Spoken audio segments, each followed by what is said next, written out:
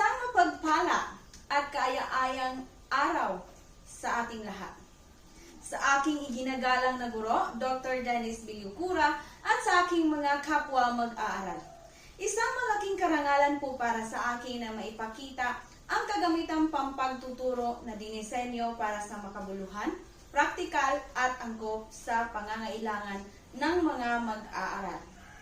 Ang mga kagamitang pampagtuturo na aking ginawa ay gawa sa dalawang uri ng materyales.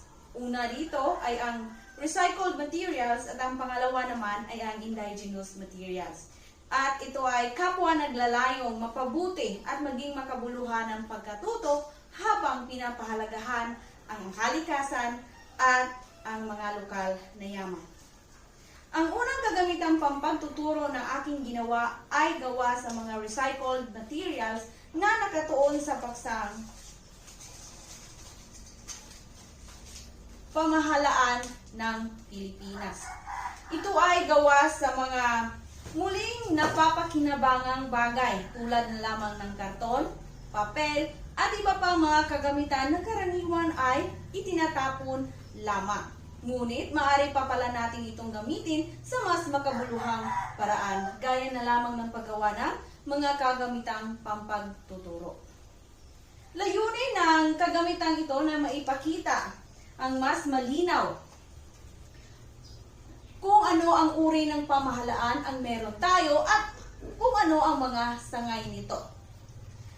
Sa pamamagitan ng mga visual na presentasyon ay mas organisado at madaling maunawaan ng mga mag-aaral kung ano nga ba ang mga tungkulin at responsibilidad ng bawat sangay. Ngayon, paano nga ba gagamitin ang kagamitang pampagtuturo na ito? Una nito, ipapaliwanag kung ano nga ba ang demokrasya. Pwede din ang mga mag-aaral ay gagawa ng kanilang sariling definisyon o magbahagi ng kanilang karanasan kung ano nga ba ang kanilang nararanasan bilang isang mamamayan ng Pilipinas. Ano nga ba ang pamamalakad ng ating pamahalaan. At pagkatapos ay ibibigay natin kung ano nga ba talaga ang totoong kahulugan ng demokrasya. Dito itinago ang mga kahulugan. Bawat bahagi nito ay may mga definisyon. Iikutin lang ito ng ganyan, ipapaliwanag ko ano ang ehekutibo. Tapos dito ang kanilang kahulugan. Lehislatibo naman nandiyan. Tapos, ito ang kaniyang kahulugan. Hudikatura. Diyan. At ito naman ang kahulugan ng hudikatura. At babalik naman tayo sa demokrasya. Ayan. At ang aking pangalawa namang ginawa ay mula sa indigenous materials. Ito ay tinatawag ko basket ng mga tayutay. Kung saan, sa basket na ito ay nakapaloob ang mga pinutol-putol na mga kawayan. At sa loob ng kawayan, nandito ang kahulugan kung ano nga ba ang tayutay, kung ano nga ba ang personifikasyon, pagtutulad at pagwawangis o metapura. Ang kagamitan na ito ay dinisenyo upang hikayatin ang aktibong pakikilahok ng mga mag-aaral at gawing interaktibo ang proseso ng pagkatuto.